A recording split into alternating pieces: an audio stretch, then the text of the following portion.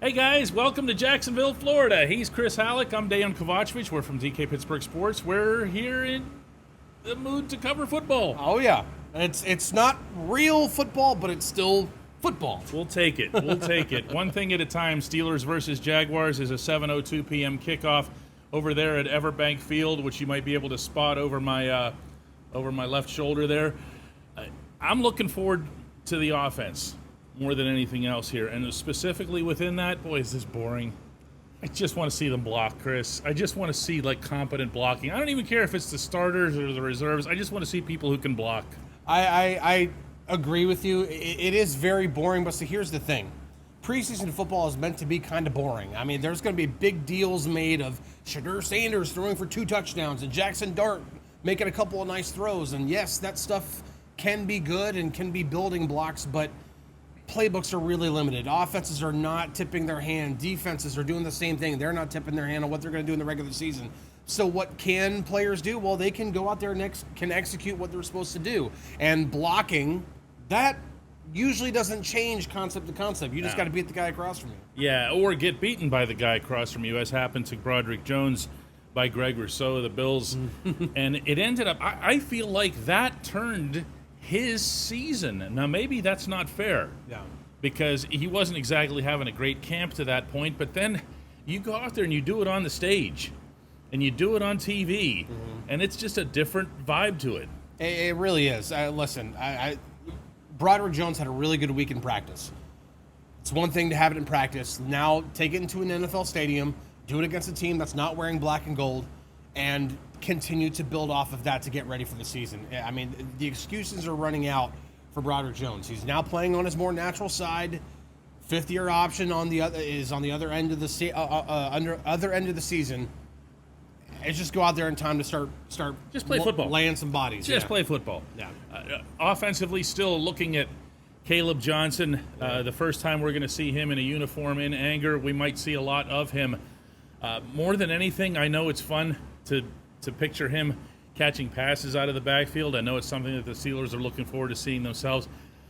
I just want to see him run mad. It's just because it's been tantalizing what he's done to date in Latrobe, but it's not the same.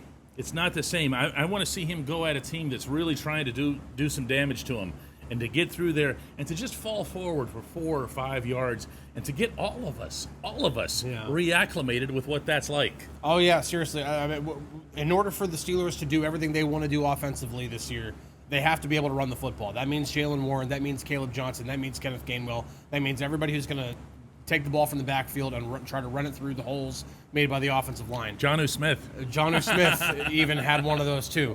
So Caleb Johnson, he's an exciting talent. They were really excited to be able to draft him. There are so many things that are interesting about him. You want him to work out. See him. You want him to work out. But I mean, this is just the first step toward what hopefully for the Steelers is a successful career. And at quarterback, from Oklahoma State University, number 2. Hey, listen, I don't know how close the Steelers were, and none of us can know, really, because actually other than Aaron Rodgers, how close the Steelers were to having Mason Rudolph be their starting quarterback. But they have Mason Rudolph as their starting quarterback tonight, and we don't know. We can't know how much or how little he'll get used in this season. But the odds are, I hate to say this, in favor of him being out there at some point in the 2025 season, meaning I hate to say that from the injury perspective. Yeah. He's had himself a good camp, a professional camp. I don't know that he's been a wow factor. I don't know that he would describe himself as being that so far in camp. No, but he's, as Mason, I mean, we've learned a lot about him over the years. He's very business oriented. He's going to go forward. He's going to do his job, and he's going to be competent at it. I mean, that's what we saw the last time he was wearing a Steelers uniform. He came in, he played he gave competent quarterback play, and it was exactly what they needed. Yes. With the way they were running the football, everything, and it helped turn the offense into something that was actually productive and something where they could go out there, and as long as they played good defense, they'd be able to at least compete with another team. Or beat them. Right, or beat them. And get in the playoffs. Right, exactly. And when you think about the ideal backup quarterback, that's exactly what you want for a backup quarterback. You want the guy to be able to, okay, starter's out. Now he can come in, he can start a game and give them a chance to win because he can go out there, he can execute the offense, he can provide the competent quarterback play. Mason Rudolph's proven he can do that, and so this is, again, getting reacclimated under a new offense coordinator this time, though. So that will be a bit of a change for him. That part is different. I had a good talk with Mason coming off the field in Latrobe a couple of days ago, and the main message from him as far as how he was conducting his own camp was that he felt comfortable. And by that, I think, Chris, you've seen it as well. He's not looking to impress anybody. He's looking to just be his best self. And at the same time, part of his best self is putting up those deep shots. That's always been who he is. And at least once or twice, every practice, in a team drill setting, he will send one into Kingdom Come, just because that's part of his game. Whether it doesn't matter who it's to, he just wants to make sure that he's equipped with that because that's part of his arsenal. Yeah, absolutely. But in addition to the deep balls, he can and will execute the types of play-action concepts. Again, we're not going to see all of them in the preseason, but the kind of concepts that Arthur Smith really, really likes to use, the ones that he did in Atlanta, the ones that he did in Tennessee, that he could not do with Russell Wilson and Justin Fields last year because they couldn't be trusted to or they weren't comfortable doing those things. And having Mason be able to execute that kind of thing, to be able to throw in-breaking routes to receivers who can catch and run, Mason being able to do that and showing that he can do that still tonight and throughout the rest of the preseason, that's going to be big. Again, when you know the whole bringing Mason Rudolph back was the security blanket. Yes. So that they could go after Aaron Rodgers, and it will continue to be the security blanket if and when Aaron Rodgers sustains an injury and can't play football. When we come back, the defense. At DK Pittsburgh Sports, we take pride in coverage that connects our city's fans to their favorite teams. Now, that connection's stronger than ever. Introducing our all-new state-of-the-art app. Find expert inside reporting and original podcasts. Check live box scores. Track the latest stats. Chat it up with our community of thousands of fans, all in one place. The new app from DK Pittsburgh Sports.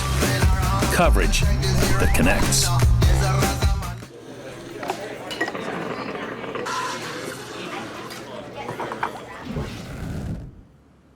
Welcome back to Jacksonville. First thing we can say about the defense is that Chris and I are going to be about as active as most of those guys are tonight. No just joke. To reduce the analysis here to a crumb of what it would be in a regular season game. But you still have guys that you want to take a look at out there. You still, listen, Derek Harmon is going to be out there. Y.A. Black is going to be out there. You're going to get to see your new defensive line. For all the rightful fuss right now about Cam Hayward, I'd rather see them anyway. I know what Cam can do. Right. And the thing, we're not going to get into the whole Cam Hayward stuff right now. But listen, Cam Hayward, contract dispute, not contract dispute. He was hardly going to practice throughout training camp. He wasn't playing in this game. He was not playing in this game. That part of it is not changing, contract dispute or not. Either way, we were going to see Derek Harmon, we were going to see Keanu Benton, Y.A. Black, Logan Lee, Isaiah Loudermilk, Daniel Ekuwale, all these guys who are vying for the 6 or 7 defensive tackles that will end up making the roster. And as interested as I am in seeing Derek Harmon, who's first-round pick, and as interested I am in seeing Keanu Benton, Y.A. Black is doing nothing but bat down passes. That's him right over there. See that building? Dude, seriously. That's him. That's his hands going up in front of the quarterback. I mean, seriously. He is batting down. He has the most batted down passes in practice by far. And I think even if Cam Hayward were out there, I still think Y.A. Black might have the most batted down passes. And what I've in training loved camp about so that, far. Chris, is that with Black, you see it's not just that he's putting his hand up and he's big. Yeah. It's his sense for it. And that's something that we've seen from Cam over the years. It's not just a matter of anyone could do that. Just throw their hands up. It's also a great way to get yourself knocked on your rear end by the offensive lineman, but I digress. You have to have timing for it, and he's shown that. Where Harmon is concerned, he's always going to be that guy, or always was going to be that guy, as the first-round pick who wasn't going to be able to make as much of a visual splash, certainly not in mini camp or training camp settings. Well, kid, here you go. Yeah. Okay? Over there, you're allowed to do whatever it is that you want tonight. Yeah. Go get them. Yeah, absolutely. I mean, really take the training wheels off, let them go, let everything fly. That's exactly what you have to do in these settings. You're not facing teammates anymore. Yeah, you're trying to get good reps against your teammates. You're also not trying to hurt them. Well, those guys on the other side of the ball. Go hurt them. Yeah, those guys on the other side of the ball, they're wearing a different color jersey. Go after them. Yeah, and let's see what he's got. I think that part has actually been undersold. Yeah. I think in the past few weeks is that the Steelers think the world of this young man, both as a football player and as a person. And here's our first chance to see him in the secondary. I mean, there's so many guys. I mean, a lot of them aren't playing. I mean, we didn't even talk about edge rusher. Edge rusher number 1 tonight is Jack Sawyer. The secondary. I'm like, Brandon Eccles is CB1. It is, but at the same time, we need to see those guys as well. Yeah. We need to see better communication. We need to see, wink, wink, some hints at what they're going to do in games with these new formations. I know they're not going to be stunting and putting guys up at the line, but you know what I'm saying here. I'm talking about just body count, formations. Was it 3 safeties? Is it 4 corners, 5 corners? Yeah.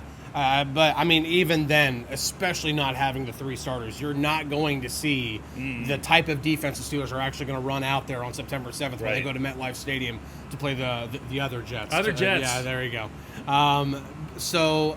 Yes, but Brandon Eccles, I do want to see. I suspect more man coverage this year because of who they have.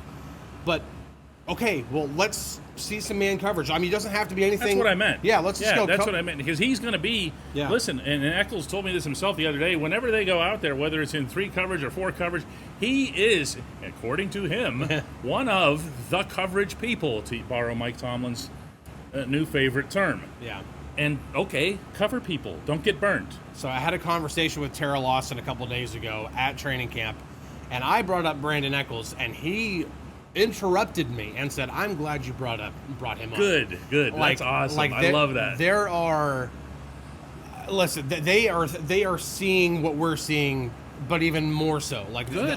We are looking at him in training camp so far, thinking like, "Wow, he's having a great camp." And they're like feisty. He's loud. He's obnoxious. And he would not disagree with me on any of this. No, he's been in everybody's face, and it's worked for him. It really has. And listen, like, this is another opportunity for him to be able to show that, hey, I can play outside. If Joey Porter Jr.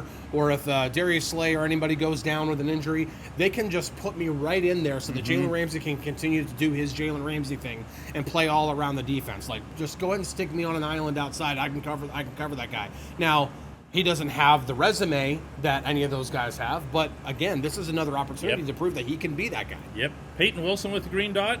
Peyton Wilson with the green dot. That'll be fun to see because he's not going to have it during the season, unless he does. Well, yeah. Just saying, this is why you do these things, okay? Because you don't ever know who's going to be in what situation in the regular season. And listen, if something were to happen to Patrick Queen, I'm not predicting anything. If something were to happen to him, what you'll hear from the Steelers in week 4 or week 5 or whenever it happens is that's fine because that one night in Jacksonville, we had Wilson with the green dot and he seemed to handle it well. You don't have to guess at it. Yeah, and listen, a couple of times I've talked with Peyton Wilson throughout training camp so far.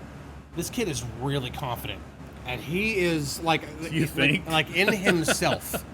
Like, I almost not didn't. in some fake boasty way. He actually believes these things. Listen, like, he even, like, as I was talking with him one time, he said, listen, I was like, he didn't flat out say it, but he might as well have said, listen, I was named the best defensive player in college football. I was named the best linebacker in college football my last year playing. Like, I can play. And that's his mentality. Good. And so that's Good. Now that, and you hear a lot of these year 2 guys saying the same thing. I'm not having to think as much. I'm not having to, because they're trying to learn the defense. They're trying to adjust to the NFL game, the speed of the NFL game, the complexity. Playbooks are way more complex at the NFL level than they are in college. And so it's like, now I'm not thinking so much. I know the defense are already. I know it like the back of my hand. And now I can just be free and play. And that's exactly what Peyton Wilson wants to do. And the fact that they're also giving him the green dot, not trying to give it to a Cole Holcomb who has experience in doing that kind of stuff, they're going to let him run this defense tonight, and I'm curious to see how it goes. Yeah, I am as well. I'm also curious to see if this 58% chance of thunderstorms in these lousy skies I got here drenched going to lunch earlier today, by the above way. Jacksonville will persist and affect the game or affect the field. We'll see about that. And then we will hook up with you again after the game. All right? See you then.